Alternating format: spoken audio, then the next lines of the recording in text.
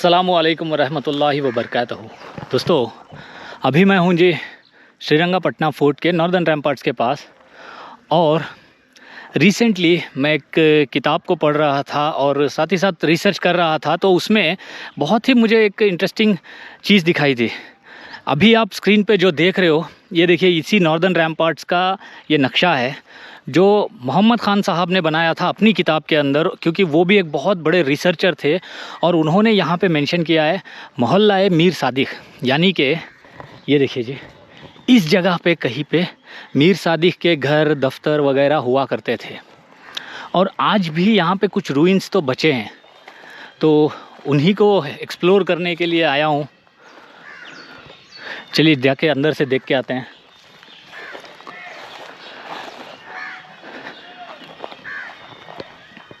इन दीवारों का जो कंस्ट्रक्शन है और जिस तरह से इनका ईंटों का बनावट है, इनको देखने से, ये देखिए 2 इंच की ईंटें, इनको देखने से पता चल रहा है कि ये पुराना ही है।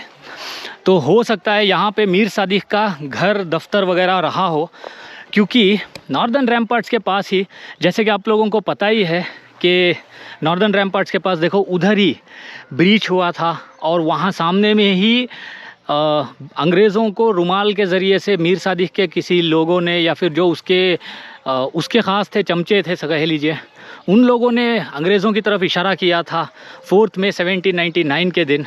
और दोस्तों, आज 4 मई 2025 है और आज हम लोग इन जगहों को एक्सप्लोर कर रहे हैं।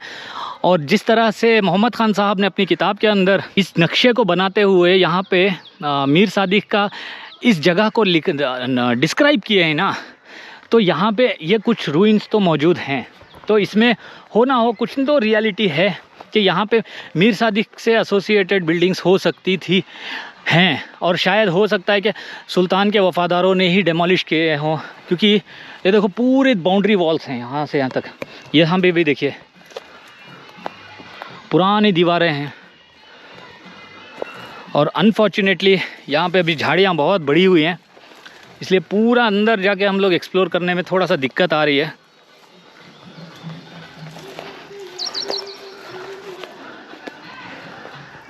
वहाँ तक है देखिए, और ये मोहल्ला मीर सादिक के नाम से डिस्क्राइब किया गया है। इधर से चलते हैं।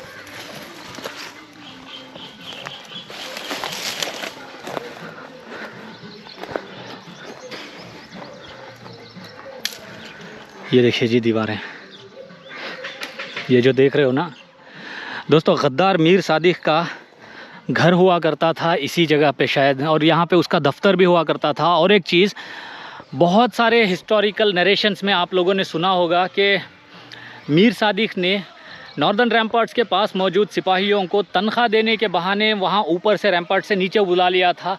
और जैसे ही नीचे बुलाया तो मीर सादिक के किसी ख़ास ने, उसने इशारा करके अंग्रेज़ों की तरफ इशारा किया कि अटैक कर सकते हैं।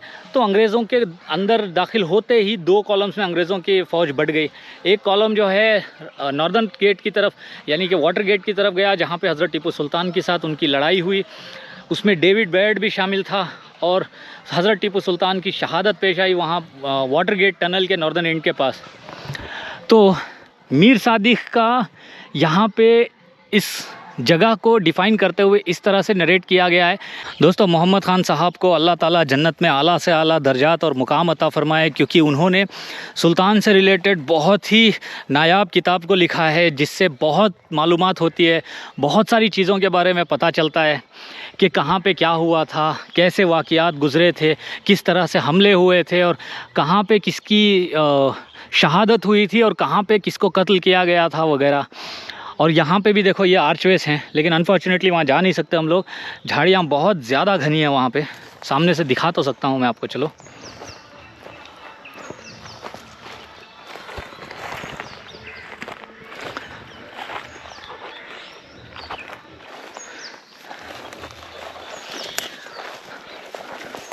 ये देखो, ये सामने जो दिख रहा है ना, ये आर्चवेस, ये घर की तरह हैं, यानी कि दफ्तर थे, यहाँ पे ऑफिसर्स भी हुए होंगे उन लोगों के।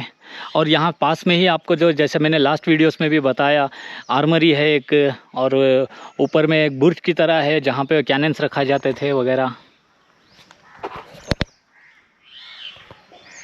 दोस्तों यहाँ पे देखिए, यहाँ पे दीवारें फाउंडेशंस, यानी कि ये देख रहे हो दीवारें, ये सब दीवारें हैं। स्ट्रेट ऐसे ऐसे पूरा, अगर मैं फिर भी कभी कोशिश करूँगा कि जब ये झाड़ियाँ थोड़ा कम होंगी उस टाइम पे एक बार और मैं आके यहाँ पे इन जगहों को एक्सप्लोर करके, या फिर ड्रोन के ज़रिए से भी कोशिश करूँगा। लेकिन अभी ड्रोन के ज़रिए से देखने का कोई मतलब नहीं बनता है। बट मैं यहाँ आर्कियोलॉजिकल सर्वे ऑफ इंडिया जो डिपार्टमेंट है उन लोगों से एक रिक्वेस्ट करूँगा कि प्लीज़ इस जगह को भी क्लीन करके एक हिस्टोरिकल प्लेस की तरह डेवलप कीजिए, ताकि टूरिस्ट आए, टूरिस्ट को मालूम चले, जो बच्चे हैं उनको एजुकेशन मिल सके, इस जगह को देख के उनको पता चल सके कहाँ पे क्या हुआ था एंड ऑल। वहाँ पे भी दीवारें हैं पीछे में गिरे हुए, देखो ज़ियाद भाई दिख रहे हैं, लास्ट तक भी वहाँ दीवारें हैं, देखिए हवेली जैसा। हाँ, वो भी बहुत सुंदर से बनाया है। हाँ, क्योंकि ये प्राइम मिनिस्टर की जैसा पोस्ट पे था ना ये, वो मीर सादिक जो है बहुत पावरफुल एक पोस्ट पे था ये, और उसी की वजह से ये प्रॉब्लम, सबसे बड़ी प्रॉब्लम हो गई। और मीर सादिक जो है एक ऐसा कैरेक्टर है भाई, उसने सुल्तान से पहले भी गद्दारी की थी एक बार, लेकिन बहुत माफ़िया मांगने के बाद सुल्तान उसको माफ़ कर दिए थे।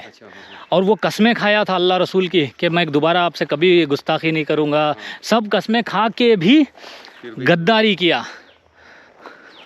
गद्दार मीर सादिक के नाम से बना हुआ। यहाँ पे मोहम्मद खान साहब ने इस तरह से लिखा है कि मोहल्ला ए मीर सादिक लिखा है, देखिए इसी जगह को डिफ़ाइन करते हुए।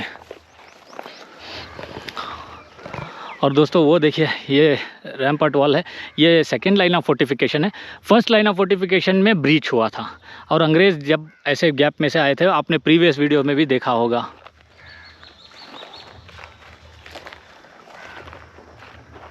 चलें ज़ियाद भाई, ये जो सामने आपको नज़र आ रहा है ना, ये आर्मरी है। ऐसी शायद 9 आर्मरीज हैं अभी फोर्ट के अंदर, पहले बहुत ज़्यादा थे लेकिन अभी 9 हैं। लेकिन यहाँ पे टूरिस्ट ज़्यादा आते नहीं हैं और यहाँ पे किसी को पता नहीं है, तो गेट को भी लॉक करके रख दिए हैं, अंदर जाके देख भी नहीं सकते हम लोग, वरना अंदर बहुत ब्यूटीफुल है।